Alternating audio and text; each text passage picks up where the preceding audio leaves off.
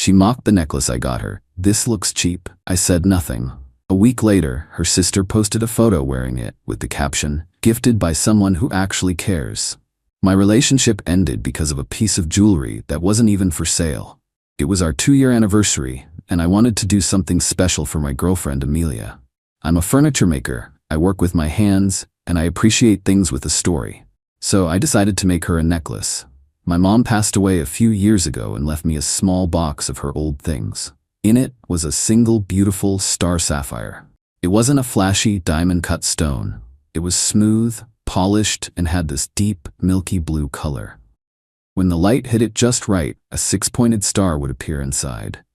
It was her favorite piece, and I knew she'd want the woman I loved to have it. I spent a month designing and crafting a setting for it.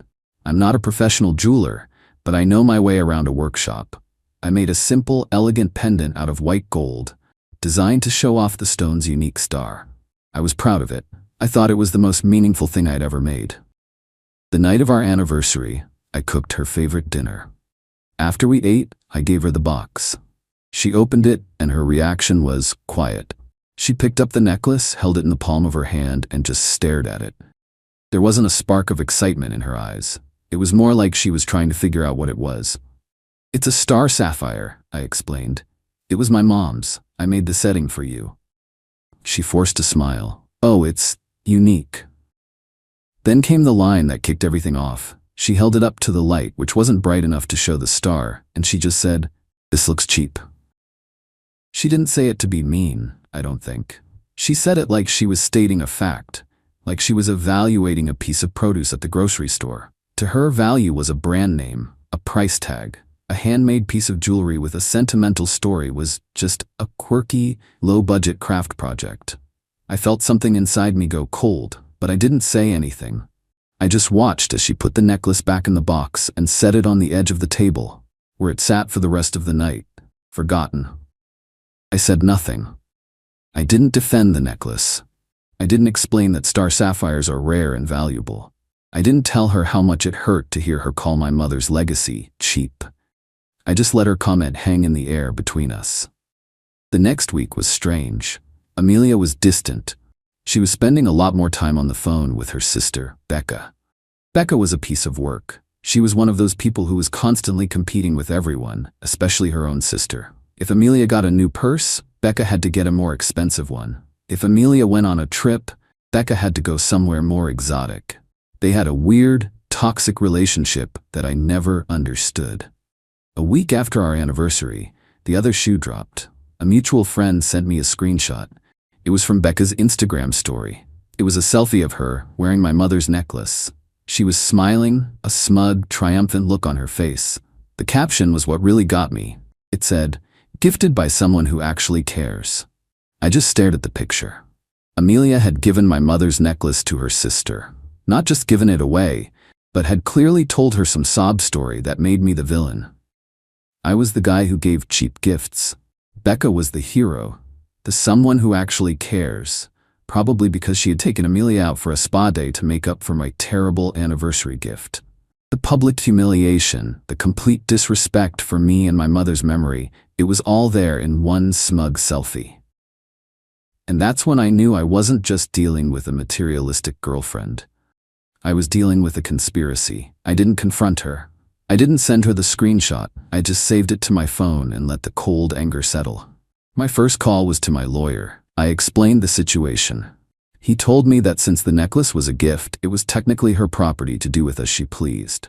But he also said that the sentimental value and the fact that it was a family heirloom could be a factor in a civil suit, especially if I could prove its monetary value was significant.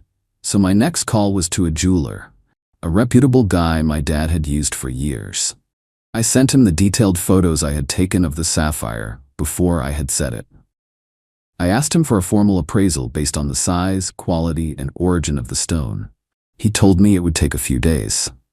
While I waited, I started to quietly untangle my life from Amelia's. We lived in my house, a place I had bought and mostly paid for before we even met. But over the past 2 years, she had slowly taken it over. Her clothes were in every closet. Her decorations were on every wall. We had a joint checking account for household bills, but I was the only one who ever put money into it. She used it for groceries, but also for her weekly manicures, her expensive gym membership, and a steady stream of packages from online boutiques. I went to the bank and opened a new private account. I had my business income redirected there. I pulled my half of the money out of our joint savings account, leaving her half untouched. Then, I started documenting. I went through the last 2 years of our joint account statements and highlighted every personal, non-essential purchase she had made. The total was just over $20,000. Money I had earned, spent on her whims while I was saving for things like a new table saw for my workshop.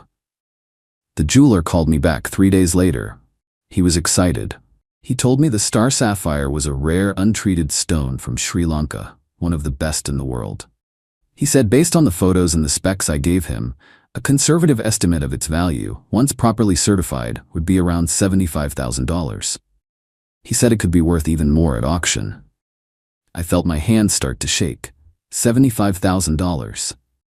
And Amelia had just given it away to her sister like it was a piece of costume jewelry from a mall kiosk.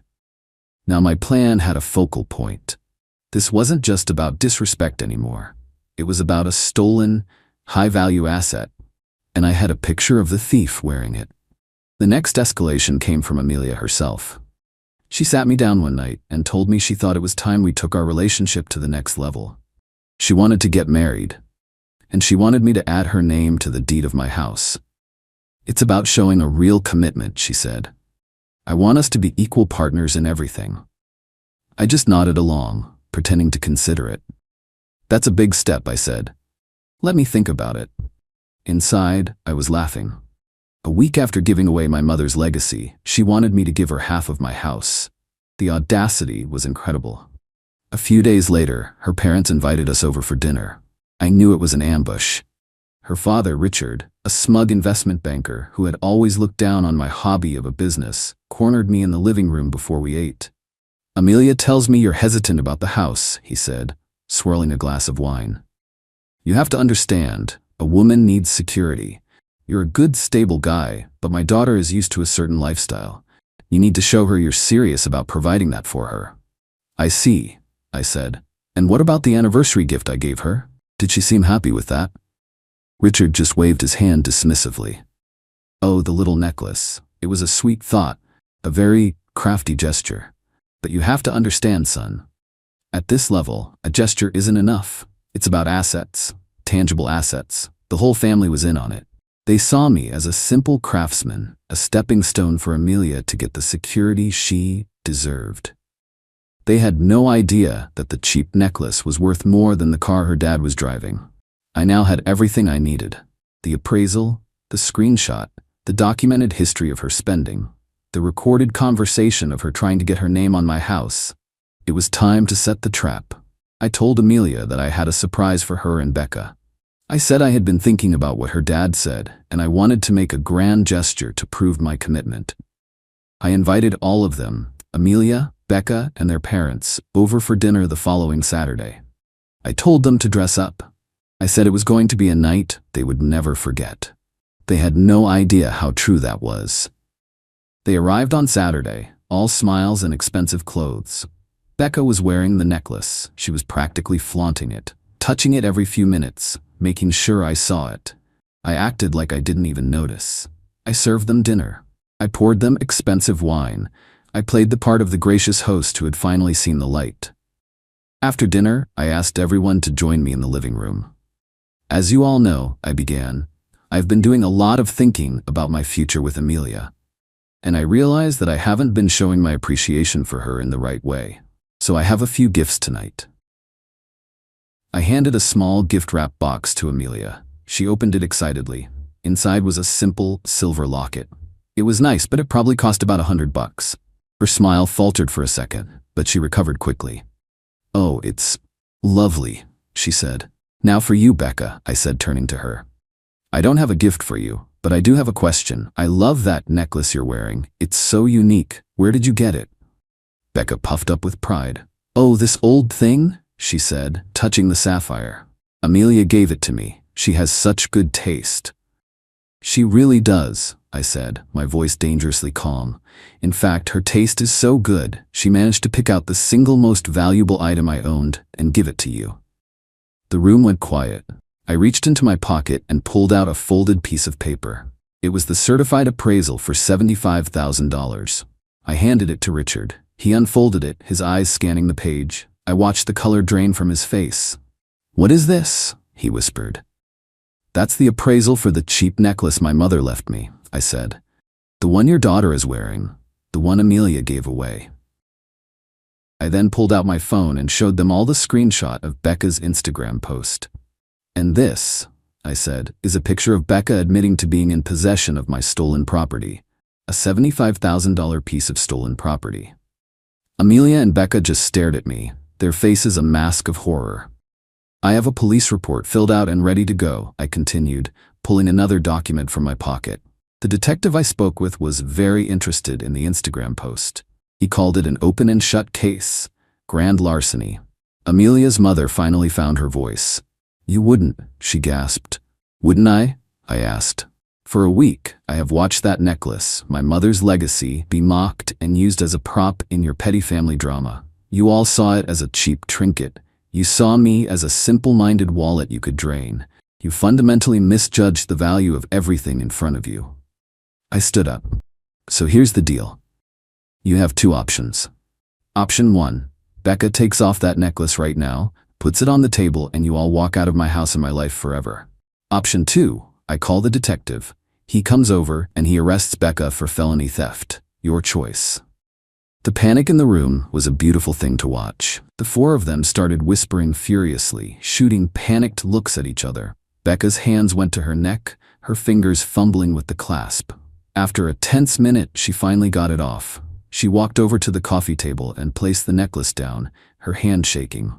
"Good choice," I said. I walked over, picked up the necklace, and slipped it into my pocket. "Now get out of my house," I said. Amelia started to cry. "You can't just do this. I love you." "No, you don't," I said. "You love the idea of what I can provide, but you have no idea what's actually valuable. You proved that when you gave this away. We're done, Amelia. I want you out of my house by tomorrow morning." They practically ran out of the house. I locked the door behind them and leaned against it, the weight of the last few weeks finally hitting me. The next morning, I woke up to a barrage of texts and voicemails. Apologies, threats, bargaining. I deleted them all. When I got home from work that evening, all of Amelia's things were gone. She had taken everything except for the cheap silver locket I had given her. It was sitting on the empty dresser in her room. The fallout was predictable. I heard through the grapevine that Amelia and Becca had a massive, relationship-ending fight. Becca blamed Amelia for almost getting her arrested. Amelia blamed Becca for flaunting the necklace on Instagram. Their parents were caught in the middle, trying and failing to put out the fire. Amelia tried to start a smear campaign against me, telling our mutual friends that I was a crazy, vindictive psycho who had framed her sister. But the story was too good, and the details were too specific. I told a few key friends the truth, showed them the appraisal, and the real story spread like wildfire. People were disgusted by what she had done. The next escalation was an attack on my business. Richard, her father, was humiliated and furious. He decided to use his influence to try and hurt me professionally. He found out the name of one of my biggest clients, a high-end interior designer named Evelyn, who I did a lot of custom work for. Richard called her and told her a wild story about how I was mentally unstable, financially irresponsible, and facing potential legal trouble. He advised her to cut ties with me before I damaged her reputation. Evelyn called me the next day. She was a sharp, no-nonsense woman in her 60s. She told me about the call from Richard. I asked her if I could meet with her in person. I walked into her studio, sat down, and told her the entire story, from the cheap comment to the appraisal to the confrontation. When I was finished, she just shook her head. "Men like Richard think that their money gives them power over everyone," she said. "They don't understand people who actually create things. Don't worry, John, your work speaks for itself. In fact, let's sign the contract for the library project right now. And I'll make sure to mention to a few people in the industry what Richard tried to do." Richard's attempt to ruin my business had not only failed, It had solidified my biggest contract of the year. The final chapter of this saga came about a month ago. I got a call from a number I didn't recognize. It was Becca. She sounded completely different. Her voice was quiet, and she was crying. She told me that her life had been a nightmare since that dinner. She and Amelia weren't speaking. Her parents were constantly fighting, and she had been so consumed by the drama that she had made a huge mistake at her own job and had been fired. "I know I don't deserve it," she said, "but I need to ask you for a favor. I need to pay my rent, and I'm completely broke. I was wondering if you would consider buying the necklace from me." I was confused. "What are you talking about, Becca?" "I have the necklace. You put it on my coffee table." There was a long pause on the other end of the line. "No," she said, her voice barely a whisper. "I didn't. The one I put on the table was a fake. A replica I had made a week after Amelia gave it to me.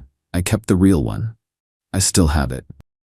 My blood ran cold. She was a better chess player than I thought. She had anticipated that I might find out the value, and she had a backup plan. She had let me have my dramatic confrontation, let me think I had won, all while she held the real prize in her hand. "Where are you?" I asked. "We met at a public cafe. She brought the real necklace. It was heavier, the color was deeper. The star inside was unmistakable. I had been fooled by a cheap imitation." She laid it on the table between us. "I'll sell it to you," she said. $50,000. That's less than the appraisal.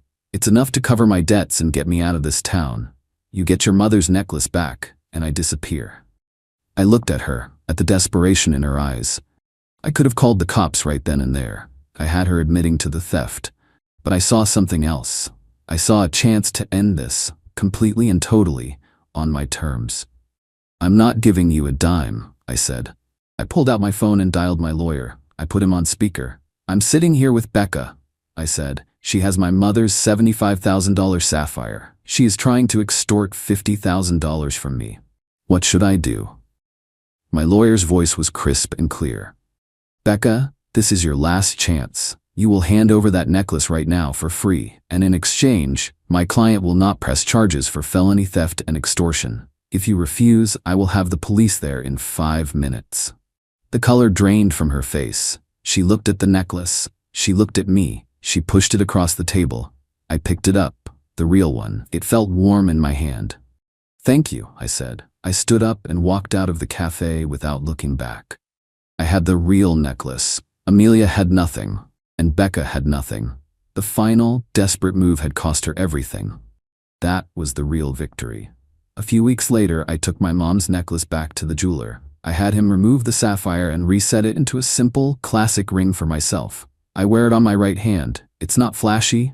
Most people probably don't even notice it. But I see it every day. It reminds me of my mom, and it reminds me to always know the true value of things.